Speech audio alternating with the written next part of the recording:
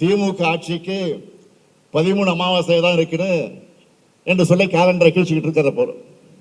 அதான் இன்றைக்கு அவருடைய வேலை. இப்போ அவர் இருட்டில் உட்கார்ந்து அமாவாசை எண்ணிக்கிட்டு இருக்காரு. இருக்கட்டும், பரவாயில்ல. நாம் மக்களுக்கான நன்மைகளை எண்ணி திட்டங்களை செயல்படுத்துவோம்.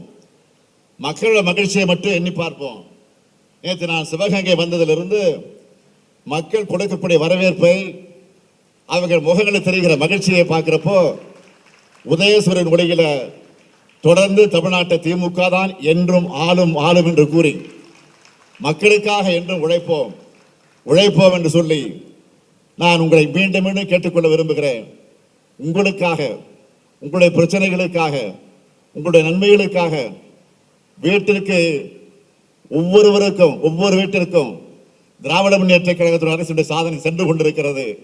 ஆக அது தொடரும் என்பதை மீண்டும் மீண்டும் எடுத்து சொல்லி, திராவிட முன்னேற்ற கழகத்தை பொறுத்தவரையில் என்றைக்கு மக்களோடு இருந்து பணியாற்றக்கூடிய ஒன்றுதான் என்பதை மீண்டும் உங்களுக்கு நினைவுபடுத்தி, மக்களுக்காக என்றும் உழைப்போம் என்று சொல்லி விடைபெறுகிறேன். நன்றி, வணக்கம்.